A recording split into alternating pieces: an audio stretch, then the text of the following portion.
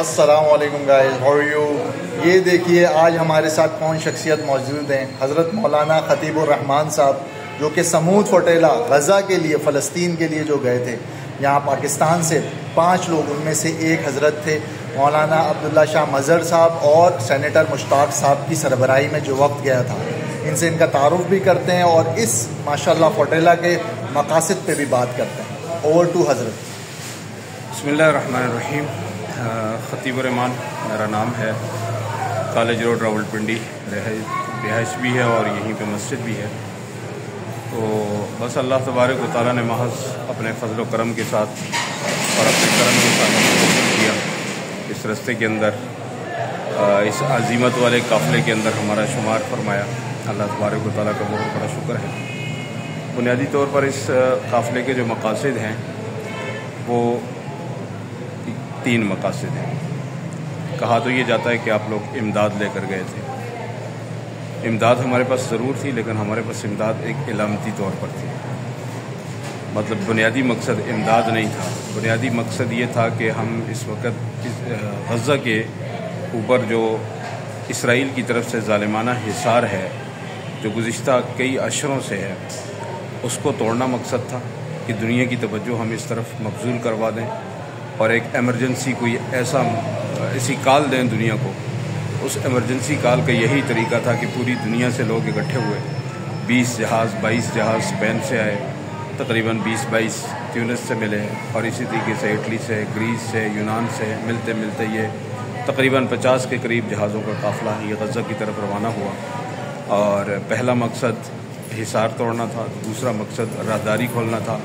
راہداری کھولنا جو اس وقت ہزاروں ٹرک اردن کے اندر اور ہزاروں ٹرک مصر کے اندر خوراک کے اور راشن کے رکے ہوئے ہیں، ان کا رستہ کھلوا کر وہ خوراک غزہ تک پہنچانا ہے، دوسرا مقصد یہ تھا۔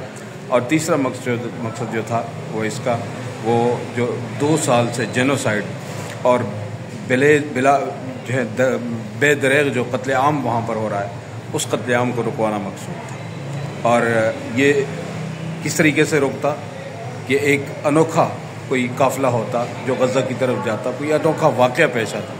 تو یہ انوکھا واقعہ ہے کہ 50 جہازوں کی صورت میں پوری دنیا کے لوگ غزہ کی طرف جائیں، جس میں کوئی عام آدمی نہیں ہے، بڑے بڑے لوگ ہیں، بڑے بڑے اس میں مطلب پولیٹیشنز ہیں، اس کے اندر جو ہے نا وہ مطلب میڈیا پہ آنے والے لوگ ہیں، اس میں فلمی اداکار ہیں، اس میں اور بہت سارے لوگ ہیں، اسلامی ممالک سے جو ہے نا وہ بڑے بڑے علماء اس میں شامل تھے، اس میں اسلامک اسکالرز شامل تھے، اور بہت سارے عہدوں کے لوگ شامل تھے۔ تو دنیا کی توجہ اس طرف مبذول کروانا جو ہے وہ مقصود تھی، جو ہو چکی ہے الحمدللہ، اور بہت اچھے طریقے سے دنیا اس گلوبل سموتھ فلوٹیلا کی وجہ سے غزہ کی طرف متوجہ ہوئی ہے، اور اسی کا پریشر بھی پڑا ہے، جس کی بنیاد پر آج یہ معاہدات کے اوپر مجبور ہوئے ہیں۔ اور انشاءاللہ یہ قافلے اب رکیں گے نہیں۔ ایک قافلہ گیا، اس کو اسرائیل نے گرفتار کر لیا، ہمارے سینیٹر مشتاق صاحب کو گرفتار کر لیا، ہم میں سے کتنے ساتھی مشکلات کا شکار رہے سمندر کے اندر۔ اب یہ ہے کہ انشاءاللہ مزید قافلے ہم روانہ کریں گے۔ اب ایک بہت بڑا قافلہ، ہماری کوشش یہ ہے کہ ہم مسلمان ملکوں کا، جس کی قیادت مسلمان کریں، جس کی قیادت پاکستان کرے، جس کی قیادت ترکی کرے، یہ قافلہ یہاں سے لے کے انشاءاللہ ہم جائیں گے۔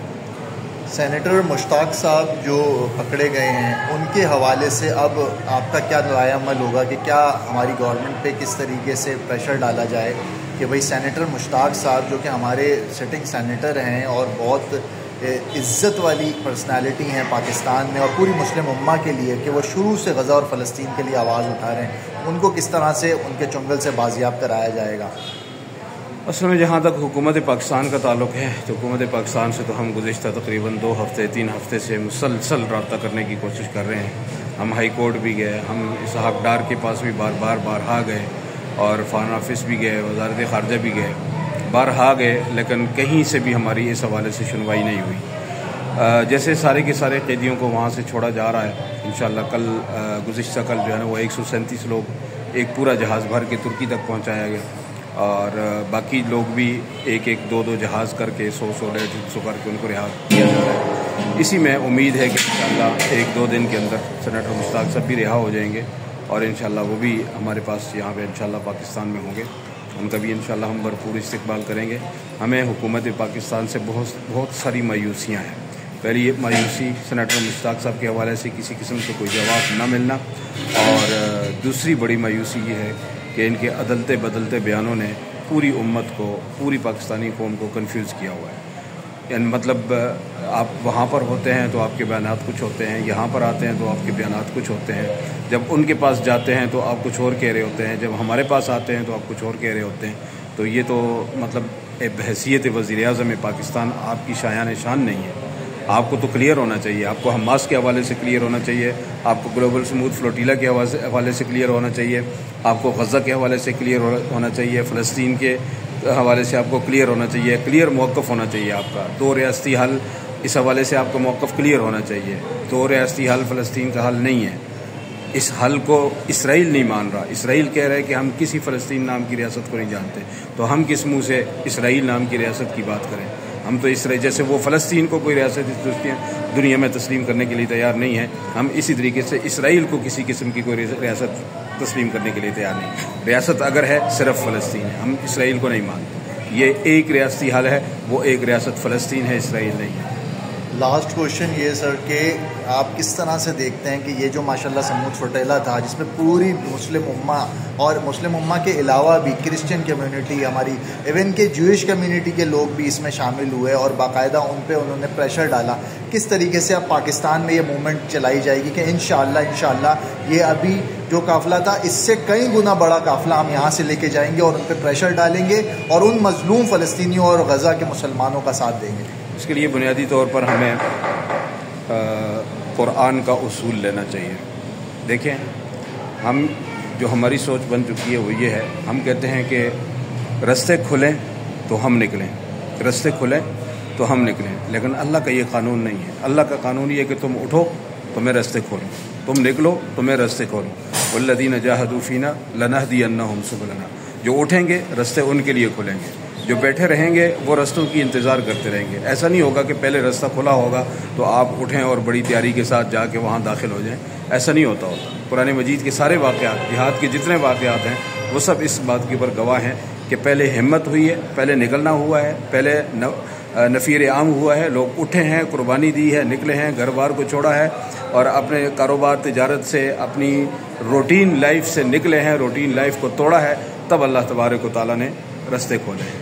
تو اگر انسان ارادہ کرتا رہے گا بیٹھ کے کہ میں گناہوں سے بچتا رہوں، میں نافرمانی سے بچتا رہوں، بچ جاؤں، میں سب کچھ ہو جاؤں، تو صرف مانگنے سے اور صرف بیٹھ کے باتیں کرنے سے نہیں ہوتا. اگر نافرمانی سے بچنا ہے تو اپنے آپ کے اوپر جبر کرنا پڑے گا، اپنے آپ کے اوپر اس کو جو ہے نا وہ مجاہدہ کرنا پڑے گا.